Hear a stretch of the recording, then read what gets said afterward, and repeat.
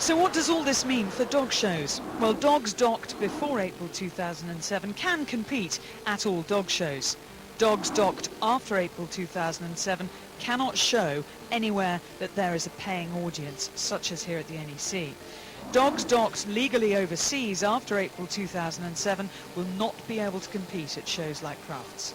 We've had lots and lots of people very worried that they won't be allowed to continue to show their dogs that are currently docked, which is not the case. They can carry on showing those indefinitely.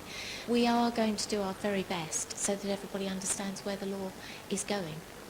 There have been a lot of people who have said that they will give up breeding because they feel that it affects the way that the dog looks so completely that they just have lost enthusiasm.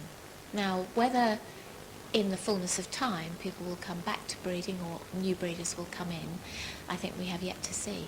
I think that I can reassure most people that they will still be seeing the traditionally docked breeds around the place, because we're talking about some of our very big breeds like the Cocker Spaniel, the Boxer, the Weimaraner, very popular breeds, and I think that the chances are that they'll still be out there. Well, we saw Caroline Kisko, the secretary of the Kennel Club, there in the film, and she joins us. Caroline, how long before things settle down? I think it might be a few years. To begin with, in any case, there will still be dogs that are already docked now, which will continue to compete. So I think we're going to see quite a mixed bag in the ring for the first few years. But I suppose people will quite quickly get their eye in on puppies as they come up into the show ring. 6 or 7 months before pups are actually in the ring after they're born, after April the 6th.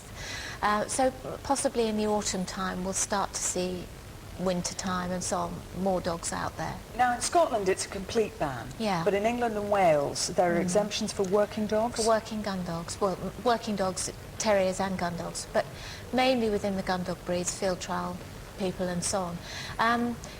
It is going to make life more complicated in a way. I mean, it's very good that there is an exemption for the working breeds, but it will be more complicated because we now have this showing ban, as you said in your trailer. When we were looking into the history of why dogs were docked early on, there's this extraordinary thing about tax. I know, it was a way of avoiding tax. Like the old window taxes, and people bricked up their windows, so they... A dog with a docked tail tax, was a working dog, didn't get taxed. A pet did get taxed. Yes, and that was really odd. Really strange. But now, just going quickly on, anyone who's at home watching this going, oh my gosh, my dog has a docked tail, am I going to be stopped by the local policeman after this comes into place? It's not going to affect them, surely? No, it's not.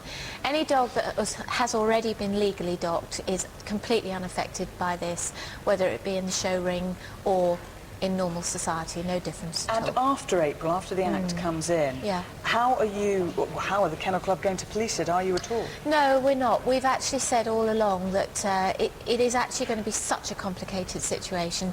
It's actually very hard for those of us that are steeped in it to understand it completely. So to actually try to expect shows and exhibitors and so on to really get to grips with it very quickly, I think will take a while anyway. And certainly as far as we're concerned, this is a law that's been brought in. While obviously we will do our best to comply with the law and to encourage everybody to comply with the law, we will not be policing it. Fantastic. Caroline, thank you for joining us. Thank you. Now,